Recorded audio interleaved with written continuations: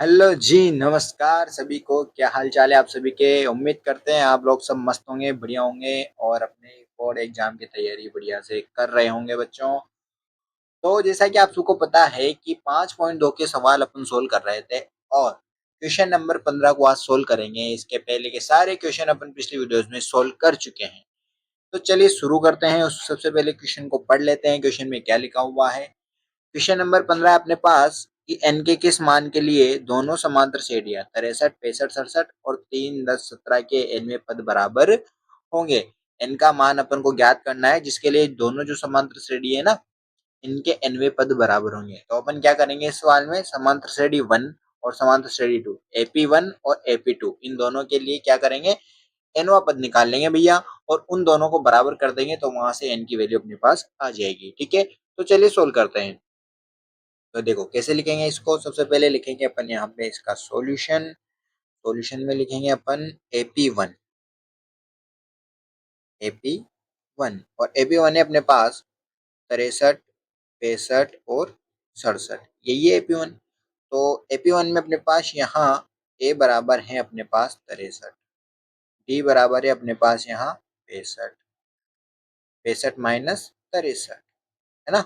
D कैसे निकालते हैं, दूसरे पद में से पहले पद को माइनस कर दो, ऐसे तो निकालते हैं डी। तो यहाँ से अपने पास आ जाएगा इसका मान 2, डी का मान 2 आ गया। अब इसके लिए एनवा पद निकालेंगे, तब एनवा पद, और एनवा पद क्या होता है भैया, ए एन, मतलब कि A plus N minus one into D. तो ए का मान कितना अपने पास 63, ठीक है, प्लस एन माइनस वन, जैसा का जैसा आ जाएगा। डी का मान क्या है अपने पास 2, ठीक है, 2 रख देंगे। अब यहाँ पे 63, अब इस 2 को गुणा कर देंगे अपन एन माइनस वन से। तो 2 को जैसे एन से गुणा करेंगे तो 2n माइनस 2 को 1 से गुणा करेंगे तो 2 हो जाएगा। ठीक है, अब 63, 63 माइनस 2 प्लस 2n, 2 को इधर लिख दिया 63 के पास, और 63 में 2 घटाएंगे तो 61 बचेंगे और साथ में आ जाएगा 2n। ये हो गया अपने पास इक्वेशन 1। ठीक है, इक्वेशन 1 हो गए अपने पास।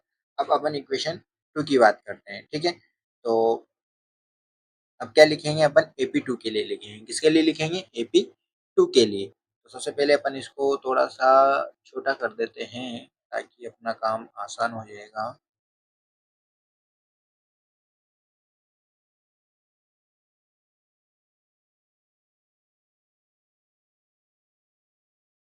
देखिए,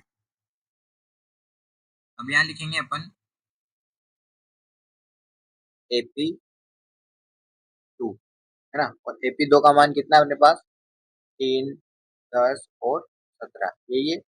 तो यहाँ अगर अपन ए की बात करें तो ए का मान हो जाएगा 3, और डी की बात करें तो डी का मान हो जाएगा 10 माइनस के 3, दूसरे पद में से पहला पद घटा देंगे तो यह जाएगा अपने पास 7। ठीक है, डी का मान है क्या, अब डी का मान है क्या तो अपन इसके लिए क्या निकालेंगे, एनवा पद निकालेंगे। तो एनवा पद इधर निकाल लेते हैं भैया, एनवा पद, और एनवा पद हो जाएगा अपने पास ए एन, मतलब कि A plus N minus one into D. A का मान कितना है, यहाँ से देखो 3, और एन माइनस वन जैसा का जैसा, और डी का मान कितना अपने पास 7। ये हो जाएगा 3 प्लस 7 को गुणा कर देंगे तो 7n माइनस के 7 हो जाएगा, और हो जाएगा 3 माइनस के 7 प्लस के 7n। ठीक है, तो 3 माइनस के 7 कितना हो जाएगा, माइनस के 4 और प्लस के 7n, ये हो जाएगा हमारा समीकरण नंबर 2। अब उसने ये बोला है कि दोनों समांतर श्रेणियों के nवें पद बराबर होंगे। n के किस मान के लिए अपन को चेक करना है, तो अपन क्या करेंगे, दोनों को बराबर कर देंगे। ठीक है, यहाँ लिखेंगे, यहाँ AP के दोनों पद बराबर होंगे यदि, अब क्या करेंगे, दोनों को बराबर कर देंगे समीकरण 1, 2 से, मतलब कि समीकरण 1 बराबर होगा समीकरण 2, यही तो होगा। तो समीकरण 1 अपने पास क्या है, 61 प्लस 2n बराबर में माइनस के 4 प्लस के 7, ये हो जाएगा। अब यहाँ से क्या करते हैं अपन, 2n को इधर रखते हैं, 7n को इधर लाएंगे तो माइनस के 7n, और माइनस के 4 इधर, 61 को इधर ले जाएंगे तो माइनस के 61। ठीक है, तो अपने पास हो जाएगा ये तो माइनस के 5n, 2n माइनस के 7, है ना। तो हम इसे 7 घटाएंगे, मतलब कि 7 में से 2 जाएंगे तो 5, और चिन्ह माइनस का लग जाएगा, और ये हो जाएगा दोनों जुड़ेंगे तो माइनस के 65 हो जाएगा, माइनस से माइनस कैंसिल हो जाएगा। और आगे चलेंगे तो n का मान ऐसा आ जाएगा 65/5, मतलब कि 13।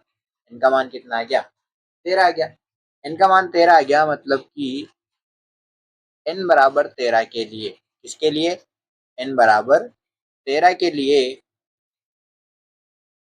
क्या होगा, n बराबर 13 के लिए कैसे लिखेंगे, अतः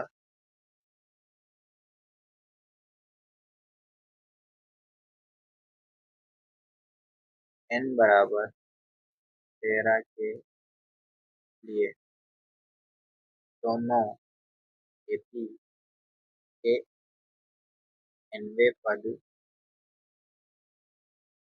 बराबर होंगे। ठीक है, तो क्वेश्चन यहाँ पे खत्म हो गया है भैया।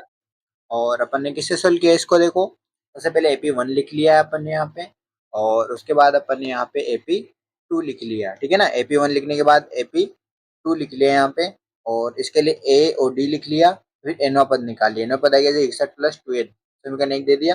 जैसे एपी टू के लिए ए लिखा, फिर डी लिखा, तो उसके लिए एन निकाले, मतलब एनवा पद, समीकरण दो दे दिया इसको। ठीक है ना, फिर यहाँ दोनों एपी के दोनों पद क्या कर दिया अपन ने, बराबर कर दिए, मतलब ये समीकरण एक बराबर समीकरण दो, मतलब दोनों को बराबर कर दे। और यहाँ से n का मान कितना आ गया, कितना आ गया, 13 आ गया। कितना आ गया, 13। अतः n बराबर 13 के लिए एपी के दोनों पद क्या होंगे, बराबर। ठीक है, तो इसका जो अगला क्वेश्चन है उसको अपन अगली वीडियो में सोल्व करेंगे। अगर आपने चैनल को अभी तक सब्सक्राइब नहीं किया है तो चैनल को जरूर सब्सक्राइब करें, और अपने सभी दोस्तों को जरूर शेयर करें। ठीक है।